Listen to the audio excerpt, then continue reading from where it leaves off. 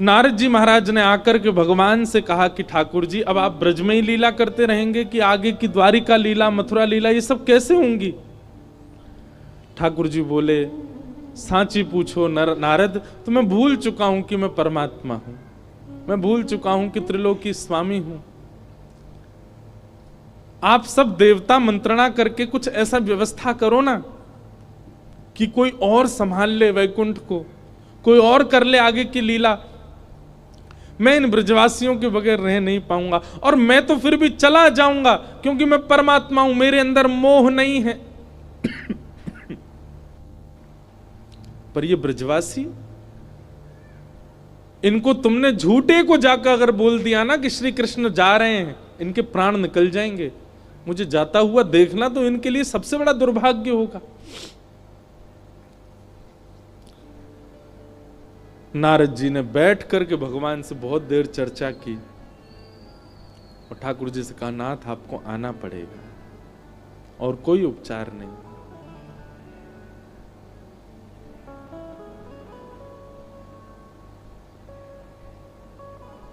अक्रूर जी महाराज वृंदावन आए और वृंदावन आकर के नंद बाबा यशोदा मैया से कही, कंस ने एक धनुर्यज्ञ किया है और उस धनुर्यज्ञ में आपके दोनों पुत्रों को आमंत्रित किया है। यशोदा मैया बोली, इतने राक्षस भेजे वाने हमारे लाला मारवे के काजे और अब निमंत्रण भेज रहे हो? बोले नहीं नहीं, आपको शायद कोई गलत सूचना मिली, वो राक्षस कंस ने नहीं भेजे हैं। कंस तो इन दोनों को सम्मानित करना चाहते हैं। हमने सुना कुछ दिन पहले बहुत जोर की बारिश हुई तो इन्होंने गिरिराज्य उठा लिए थे, सब आप सबकी रक्षा की। तब से महाराज कंस के नित्य मन में चलता है कि कृष्ण बलराम दोनों आवे और उनको मैं सम्मानित करूं। सम्मान देने वाला कभी राक्षस भेज सकता है? सबके मन में तो विश्वास हो ही नहीं रहा था कंस की बातों पर ठाकुर जी ने मन बनाया कि अगर मैं नहीं बोला तो ये सब तो भेजेंगे ही नहीं। ठाकुर जी अपना रूप बदल के, रंग बदल के और थोड़ा भाव बदल करके सब ब्रजवासियों के बीच में आके बोले, ठीक है भैया, तुम सबरे ब्रजवासी बड़े मतलबी हो।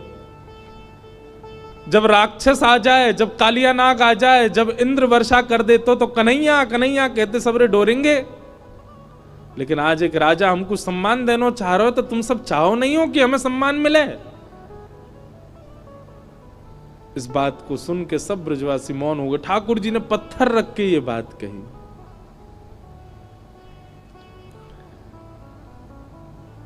अक्रूर जी महाराज ले जाने के लिए आए हैं श्री ठाकुर जी को।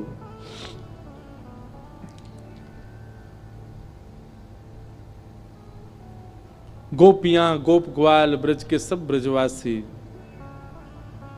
मन ही मन विचार कर रहे हैं और विधाता से प्रार्थना कर रहे हैं कि अहो विधातस्तवन क्वचित् दया संयोज मैत्र्या प्रणयेन देहिना। अरे विधाता, तेरे अंदर दया नाम की चीज नहीं है क्या? कहां श्री कृष्ण को हमारा प्रेमी बना दिया, कहां हम सबके चित्त में उनके प्रति इतना प्रगाढ़ प्रेम प्रकट करा दिया।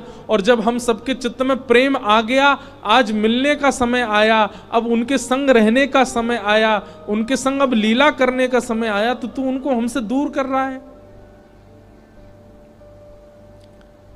सब ब्रजवासी मौन हो गए, बोल कुछ नहीं रहे, क्योंकि ठाकुर जी ने ऐसी बात कह दी है कि कुछ कहें तो कहीं ठाकुर जी यूं नहीं समझ लें कि ये सब हमारे शुभ चिंतक नहीं है।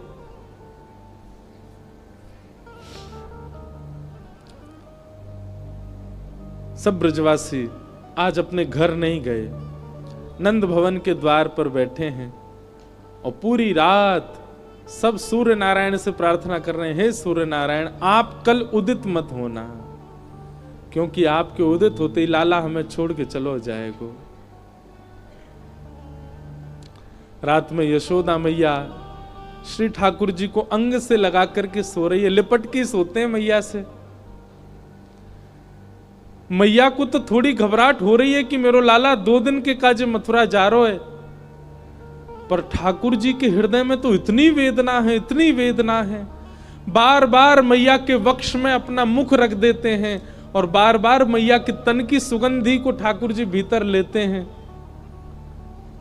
रोने लग जाते हैं, नेत्रों से अत्यंत आंसू गिरते हैं कि अब ये सुगंधी मुझे कभी नहीं आएगी। अब मुझको नींद कैसे आवेगी मैया से लिपटे बगैर? मैं कैसे बताऊं मैया को कि मैं छल कर रहा हूं इनके संग, अब मैं चलो जाऊंगा। मैया के एक एक अंग का स्पर्श ठाकुर जी अपनी स्मृति में ले रहे हैं। मैया के हाथ कैसे हैं, मैया को वक्ष कैसो, मैया को मुख कैसो, मैया को पेट कैसो, मैया के चरण कैसे, ताकि जब जब याद आवेगी मथुरा जावे के बाद तब तब अपने हाथन को स्पर्श करके स्मरण कर ले करूंगा।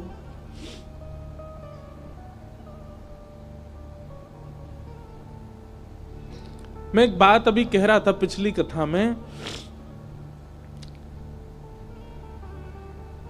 गोपियों का विरह सबने सुना, ब्रजवासियों का विरह सबने सुना, वृंदावन का विरह सबने सुना, हमारी किशोरी जी का विरह भी सबने सुना, पर श्री कृष्ण का विरह किसी ने नहीं सुना। गोपियां वेदना में हैं, ब्रजवासी वेदना में हैं, वृंदावन वेदना में हैं, सब सखियां वेदना में हैं, श्री जी भी वेदना में हैं, पर किसी ने यह विचार क्यों नहीं किया कि कृष्ण भी तो वेदना में है? और मैं व्यास मंच पर बैठ करके कह दूं, संत जनों के सानिध्य में मेरे मुख से निकल रही है ये बात, ब्रजवासी, ब्रज गोपिकाएं, वृंदावन आदि आदि जितने भी विरह हैं, इन सब का विरह एक पड़ले में रख दो और श्री कृष्ण का ब्रज के प्रति विरह एक पड़ला में रख दो। कृष्ण का विरह भारी है, पर क्योंकि वे पुरुष हैं इसलिए उनका विरह छुपा हुआ है।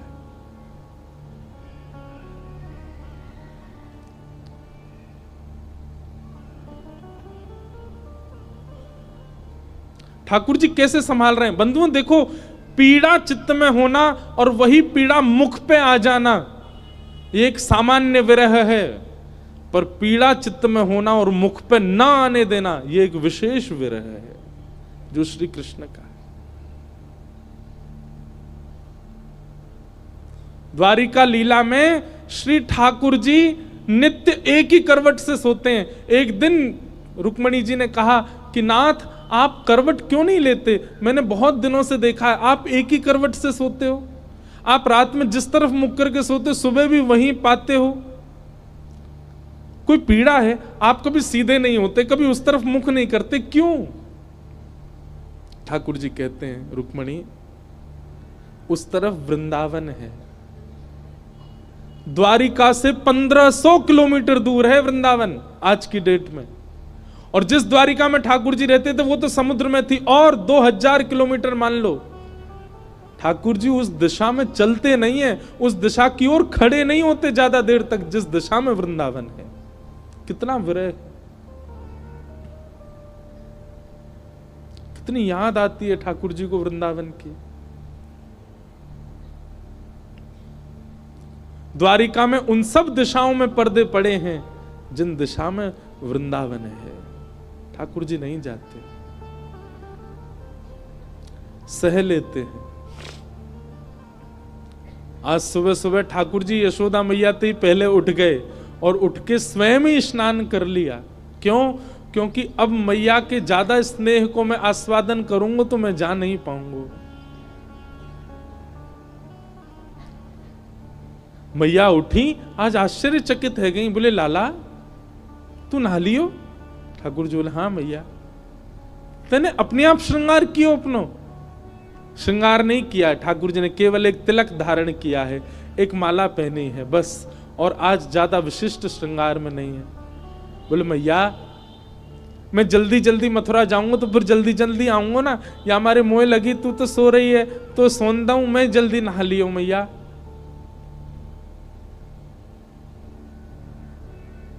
यशोदा मैया थोड़ी सी विचलित तो हुई आज तक ऐसा नहीं हुआ था। ठाकुर जी ने मन में विचार किया, अक्रूर जी से जाके कहा, अभी ब्रह्म मुहूर्त है, सुबह की बेला है, सब ब्रजवासी अभी सो रहे होंगे, मैया यशोदा नंद बाबा उठ जाएं, केवल इनको प्रणाम करके हम चलें मथुरा की ओर। अक्रूर जी महाराज बोले, जी भगवान। जैसे ही जाकर के द्वार खोला ठाकुर जी ने, असंख्य गोपियां, असंख्य ग्वाल, सब ब्रजवासी, गैया, सब खड़े हैं वहीं पर। और द्वार खुलते ही किसी के मुख से स्वर नहीं निकल रहा, पर नेत्रों से आंसू गिर रहे हैं।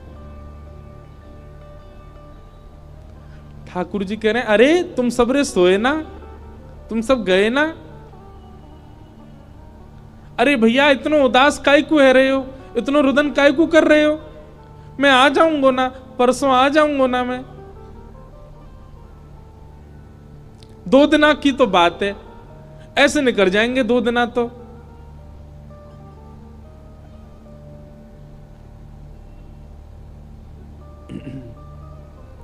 देखे बिन कान्हा जब मन नाही माना, इन आंखों से आज हमने ब्रह्म पहचाना। कृष्ण चरण कमलों में मन को लगाना, इन गोपियों का ताना ये उल्हाना, दर्शन का बहाना है। गोपियां बहाने बना बना करके आती हैं। घर में मक्खन धरोए फिर भी जबरदस्ती मक्खन लेवे जामे कि या बहाने कन्हैया दिख जाएगो। घर में गैया बंधी है, गोबर धरोए, पर गोबर लेवे के काजे जबरदस्ती नंद भवन में भीतर घुसे कि कन्हैया दिख जाएंगे। इन बहानों से श्री कृष्ण को नित्य देखने वाली गोपियां वो 2 दिन बिना कृष्ण के कैसे रहेंगी? भगवान के सखा मधुमंगल श्री दामा तन सुखा मन सुखा धन सुखा सुबल तोष सब एक कोने में बैठे। मधुमंगल आके बोले लाला तू जा तो 2 दिना को रहो, लेकिन तने एक बार भी विचार नहीं कियो ये श्री दामा ये सुबह उठते या को नियम है 11 वर्ष ते भगवान के अधिकतर सखा सब ठाकुर जी से बड़े हैं उम्र में। हमारो नियम है 11 वर्ष ते हम रोज सवेरे उठ करके आंख बंद करके पहले नंद भवन आमे, सबसे पहले 13 मुखमंडल देखें, वाके बाद जलपान करें लाला। तो देखे बगैर हमारे जल हलकते नीचे ना उतरे। और तू 2 दिना के काजे हमें छोड़ के जा रहा हो, हम कैसे जीवित रहेंगे? ठाकुर जी स्तब्ध हो रहे हैं, मौन हो रहे हैं, कहां समझाएं, अब शब्द नहीं है ठाकुर जी के पास। भगवान किशोरी जी के पास गए, चरणों में प्रणाम किया। राधे राधे, ये स्तुति ठाकुर जी ने ही गाई है, आज भी बरसाने में गाते हैं सब। ठाकुर जी गा रहे हैं राधे राधे करुणामयी कृष्ण प्यारी, मेरी सुधली जो श्री वृषभानु दुलारी, मेरी सुधली जो श्री वृषभानु दुलारी। हे श्यामा जी, आप तो सब जाने, इस विश्व के कल्याण के लिए, उद्धार के लिए मेरो ब्रज से जानो कितनो जरूरी है। आप तो सब जाने श्यामा जी, मुझको आज्ञा दो। हे मनोहारिणी रासेश्वरी रस रूपा, हे रासेश्वरी रस रूपा, ब्रज विलासिनी ब्रज भामिनी ब्रज की भूपा, ओ ब्रज विलासिनी ब्रज बासन ब्रज की भूपा। ललितादिक सहचरी सर्वज्ञ स्वरूपा, ललितादिक सहचरी सर्वज्ञ स्वरूपा। मेरी सुधली जो श्री वृषभानु दुलारी, ओ मेरी सुधली जो श्री वृषभानु दुलारी। हे श्यामाजू, बस आगे की यात्रा में आप मुंह पे दृष्टि रखी हो। ठाकुर जी बिना नेत्र मिलाए चर्चा कर रहे हैं। किशोरी जी कह रही हैं, श्याम सुंदर या को उत्तर मुंह कहां देना चाहिए, आप ही बता के जाओ। ठाकुर जी बोले क्यों? बोले प्रेमी यदि जा रहे हो है तो दूसरों प्रेमी वाकु रोके नहीं, तो फिर प्रेम काय बात को? प्रेमी जा रहा है तो प्रेमी तो वाकु रोकेगो। लेकिन आप शुभ कार्य के लिए जा रहे हो, मानव कल्याण के लिए जा रहे हो, और शुभ कार्य में यदि कोई जा रहा हो तो उसको टोकना नहीं चाहिए। आप जा रहे हैं विश्व के कल्याण के लिए, मैं आपको रोकूं कैसे, मैं टोकूं कैसे? और मेरो प्रेमी जा रहा है और मैं रोकूं नहीं तो प्रेम कैसा? मुझे कहा करना चाहिए श्याम सुंदर, आप बता के जाओ। आपको आज्ञा दे दूं तो फिर मैं प्रेमी कैसी, जो अपने प्रेमी को दूर जावे की आज्ञा दे रही हूं? मैं टोक दूं, रोक दूं तो शुभ कार्य में टोक लग जाएगी। और मैं कछु ना कहूं तो प्रेमी जा रहा, और मैं कछु ना कहूं तो फिर प्रेम कैसा? मैं कहां कहूं, मुझे कहां उत्तर देना चाहिए? हे श्याम सुंदर बता के जाओ। ठाकुर जी कुछ नहीं बोले, बस चरणों की ओर देखते रहे किशोरी जी की, और रथ में विराजमान हो गए। निर्वाक हैं, निरुत्तर हैं, निरशब्द हैं। रथ जैसे ही आगे बढ़न लगो, सब ब्रजवासियों के नेत्र सजल हो गए। नेक दूर गयो। यहां अक्रूर जी ने इतनी देर में यशोदा मैया को सब सच बता दिया था। मैया, जे तुम्हारो लाला ना है, जे देवकी को लाला है। कंस से रक्षा के लिए 11 वर्ष पूर्व वसुदेव जी इस बालक को लेकर के आपके पास आ गए थे, और आपकी बालिका ले जाकर के कंस को दी थी, जो कि अष्टभुजी देवी बन गई थी। अब जे लाला अपनी जन्मदात्री मैया के पास जा रहा हो, मैया है सके कि अब लौट के नहीं आवे। आप कृपा करो। अक्रूर जी को नहीं बताना चाहिए था यशोदा मैया को, पर उन्होंने बता दिया। मैया को तो रक्त ठंडो पड़ गयो, पैर के नीचे से जमीन खिसक गई।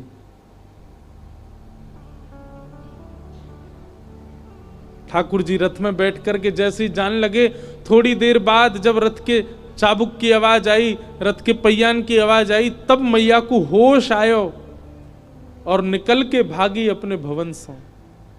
कान्हा रुक जा, अरे लाला रुक जा, कन्हैया नेक डट जा।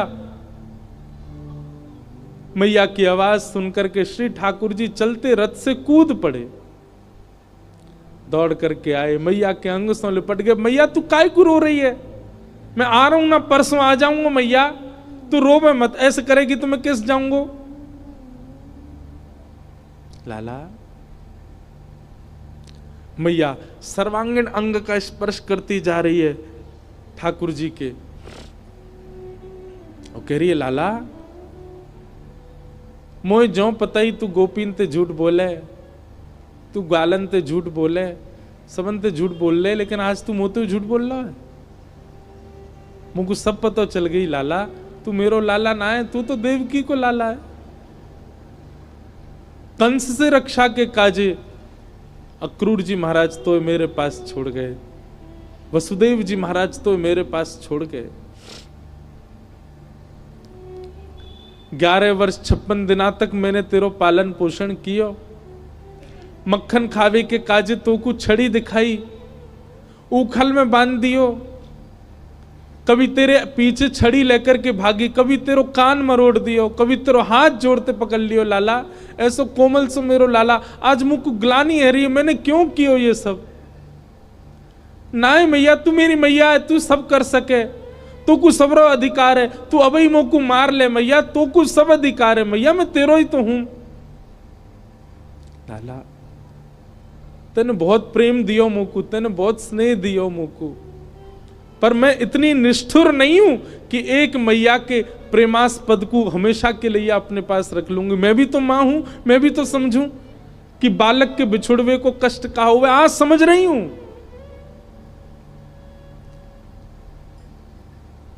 मैंने तो फिर भी तेरो संपूर्ण बालपन देखो, पर जाने तो जन्म दियो वा देवकी मैया ने तो पूरा जीवन कारागृह में निकाल दियो। और आज भी अगर मैं तो को रोक लूंगी लाला, तो मैं देवकी के संग बहुत बड़ा अत्याचार करूंगी। वैसे तो में मेरे प्राण बसे, है सके कि तू यहां तक गयो और शायद है सके कि मैं जीवित हूं ना बचूं लाला, लेकिन अब समय देवकी को प्रसन्न करवे को है। तू जा, मुझको एक वचन देके जा लाला, तू देवकी को नहीं बताइयो मैंने तेरो हाथ पकड़ो, कान मरोड़े, तो को उखलते बांधो। और दूसरो वचन देके जा लाला, कहा तो को जब भी खबर पड़े कि यशोदा मरणासन अवस्था में है, वह समय आ जाइयो मेरे पास, तो को निहार लूंगी, तो को देख लूंगी लाला, तो चैन ते प्राण चले जाएंगे मेरे।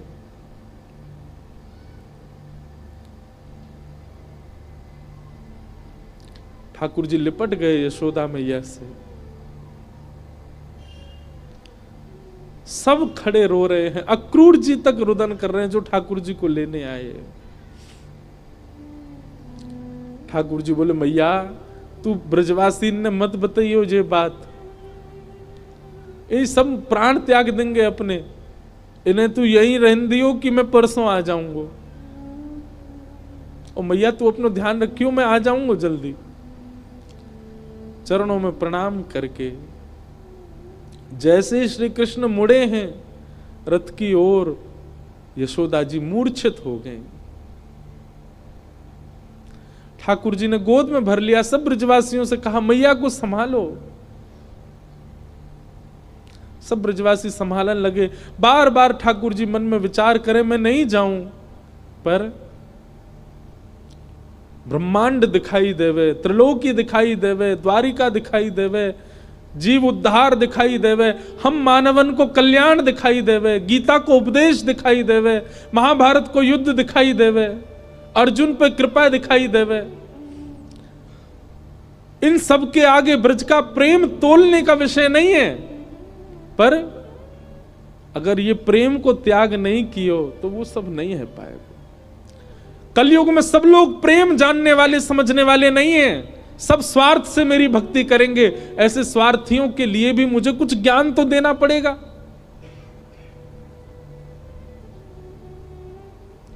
बंधु हमारे ब्रज के ब्रजवासी पता है क्या कहते हैं? कन्हैया की हिम्मत नहीं कि ब्रज छोड़ के चले जाएं, तो मानव कल्याण जीव उद्धार की बात जब ब्रजवासियों को पता चली कि कन्हैया के जावेते जीव उद्धार होएगो, तो ब्रजवासी ने अपने अश्रु जल को संकल्प करके पूरे विश्व के कल्याण के लिए श्री कृष्ण रूपी हृदय को दान कर दियो।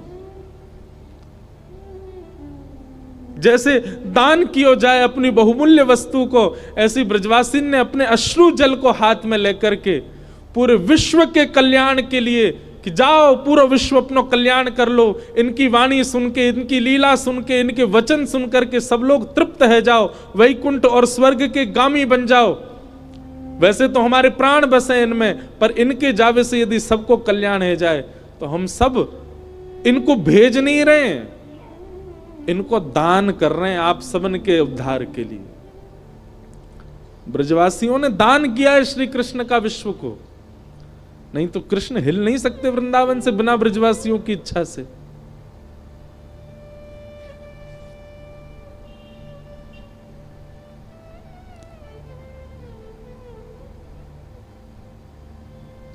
सब देख रहे हैं रथ की ओर।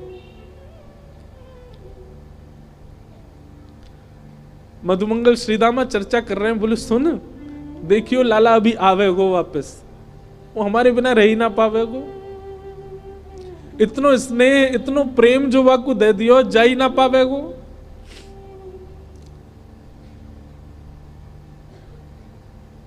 मधुमंगल बोलो श्रीदामा पर ये जा रो है, ये आना रो लौट के। आज हमें लाला पे संशय ना है रो, हमें अपने प्रेम पे संशय है रो कि क्यों ना आ रो जी लौट के। रथ दिखता रहा खड़े रहे, ध्वजा दिखती रही खड़े रहे, और जैसे ही रथ दिखना बंद हुआ, ध्वजा दिखनी बंद हुई, नहीं आए ठाकुर जी लौट के। असंख्य ब्रजवासी वहीं मूर्छित हो गए ठाकुर जी को बिना देखे। नंद बाबा बोले अरे मधुमंगल श्रीदामा, ए भैया ये कहा कर रहे हो, देख परसों आ जाएगा लाला जी, देख सब मूर्छित है गए, जल्दी जा संभालो। सब ब्रजवासी इनको लगायो, कोई जल लेके आ रहा हो, कोई जल पान करा रहा है, गोपी इनको ले ले करके घर की ओर भाग रहे हैं। ऐसी विरह वेदना सबके चित्त में है रही है। अरे केवल मानवों की बात नहीं है, गौशाला में बंदी 9 लाख से अधिक गैया, वो उनके बछड़ा भी दूध नहीं पी रहे हैं आज, उनकी बछिया भी आज दूध नहीं पी रही है। सब केवल अपने कान उठा के श्री कृष्ण को खोज रहे हैं। बंधुओं एक बात कहूं आपसे, लिख लीजिएगा, बद्रीनाथ आपको मुक्ति दे सकता है, जगन्नाथ आपको महाप्रसाद देंगे, द्वारिका आपको सुख देगा, रामेश्वरम आपको पुण्य देगा, वृंदावन केवल विरह दे सकता है। केवल विरह है वृंदावन के पास, केवल प्रेम है वृंदावन के पास। पुण्य की कामना से वृंदावन मत जाओ, वैकुंठ की प्राप्ति की कामना से वृंदावन मत जाओ। वृंदावन केवल विरह समेटे हुए है अपने अंदर।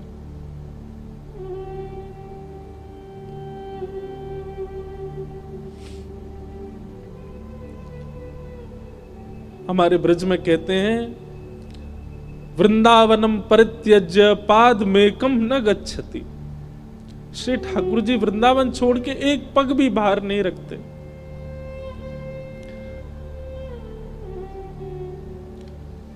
तन गया है ठाकुर जी का द्वारिका मथुरा, आत्मा तो आज भी वृंदावन में ही है, प्राण तो अब भी वृंदावन में ही है श्री ठाकुर जी के। वो कभी नहीं जा सकते वृंदावन छोड़ करके। क्यों ब्रजवासियों के प्राण नहीं निकल गए कृष्ण विरह में? क्योंकि अब स्थूल रूप से भले ही कृष्ण नहीं दिख रहे हैं, सबके अंतस्थ में श्री कृष्ण बैठ गए हैं। गोपियां नेत्र बंद करके अपने अंतस्थ में ही अनुभव कर रही हैं। ऐसा लगता है कृष्ण छू रहे हैं, पर आंख खोल के देखती हैं तो है नहीं। ये अनुभव ब्रजवासियों को जीवित रखता है। प्रत्यक्ष में वो स्थिति नहीं है।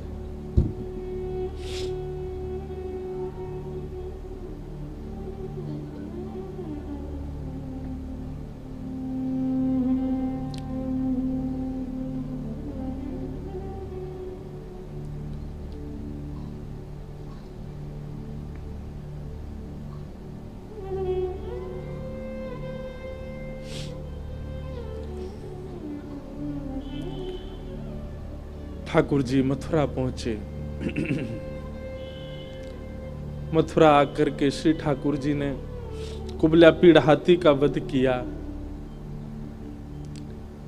अब ठाकुर जी की लीला में आपको ऐश्वर्य ज्यादा दिखेगा, क्योंकि प्रेमी श्री कृष्ण तो वृंदावन ही रह गए। ऐसा भी कहूं कि ठाकुर जी का स्वभाव वृंदावन में रह गया, अब प्रभाव आगे आ रहा है। वो चंचलता, वो मधुरता, वो प्रियता, अब सब ठाकुर जी ने उसको गौड़ कर लिया। अब ठाकुर जी परब्रह्म की भांति लीला कर रहे हैं, मानो अपने परब्रह्मत्व पर ही ठाकुर जी को क्रोध आ रहा है कि मैं क्यों हूं जिसके कारण मुझे ब्रज छोड़ना पड़ा। कुबल्या पीड़ हाथी का वध कर दिया, जितने मल्ल थे कंस के कंस के रणभूमि में सबको मार दिया ठाकुर जी ने। और 50 सिड्डी ऊपर बैठे हुए कंस को देखा, एक छलांग मार करके ठाकुर जी उसके पास पहुंच गए, दोनों भुजाओं में कंस को उठा करके पृथ्वी पर पटक दिया, गिरते ही कंस के प्राण निकल गए। भगवान तुरंत कारागृह की ओर दौड़े। बंधु एक बात कहूं, ठाकुर जी का एक खेल है, विरह और संयोग, संयोग और वियोग।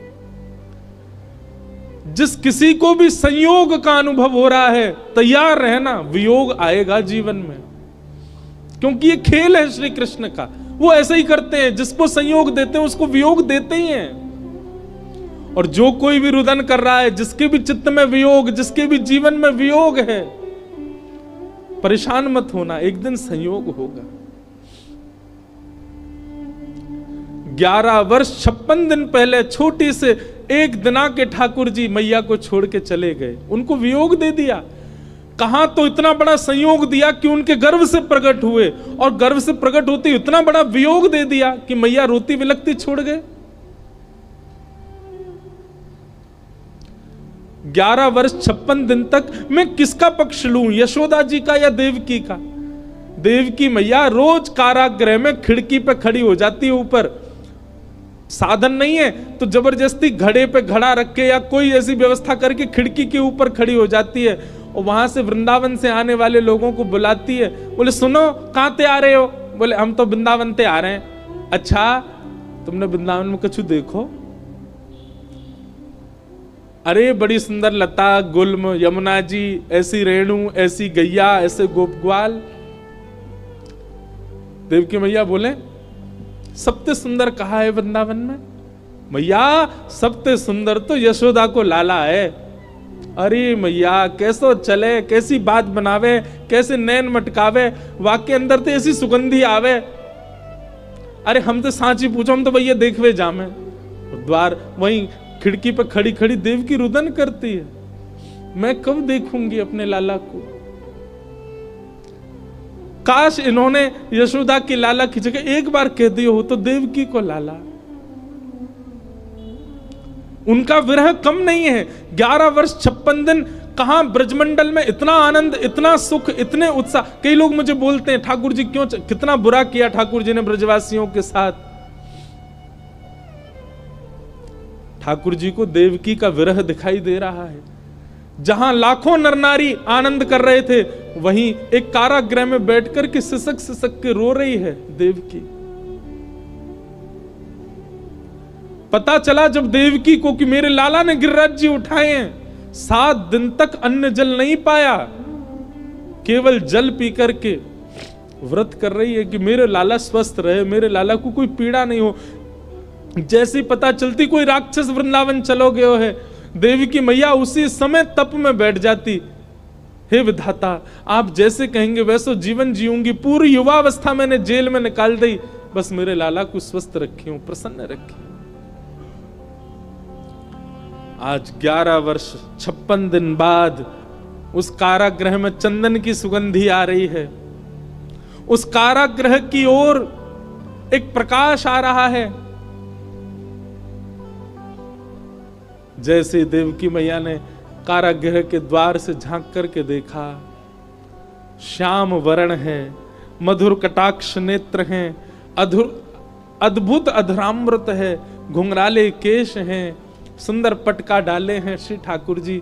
त्रिभंग ललित श्याम सुंदर टेढ़ी सी चाल चलते भय आ रहे हैं मैया की ओर। जैसे ही मैया ने देखा, देखते ही मैया तो न्योछावर हो गई लाला पे। मेरो कन्हैया आ गयो, मेरो लाला आ गयो। जेल के भीतर ही नृत्य करने लगी। ठाकुर जी दौड़े मैया के पास, ताला खोल के भीतर प्रवेश किया। मैया ने अपने अंक में भर लिया। 2 बार मूर्छित हो गई देवकी, ठाकुर जी को अंक में भर के। ठाकुर जी ने बहुत स्नेह किया। मैया ने लाला को हाथ पकड़ लियो और पकड़ करके बोली, लाला अब तू नहीं जाएगो मुझे छोड़ के, कहीं नहीं जाएगो, कभी नहीं जाएगो, वचन दे मुझको, नहीं तो प्राण त्याग दूंगी। ठाकुर जी के चित्त में यशोदा का भी स्मरण होता है। देवकी मैया, मैया मैं तो वचन दे रहा हूं, अब नहीं जाऊंगा, अब तेरे पास आ गया, तेरे पास ही रहूंगा मैं। श्री कृष्ण का विरह कौन सुनाता है? श्री कृष्ण का विरह कौन गाता है? उनकी वेदना कौन समझ पाता है?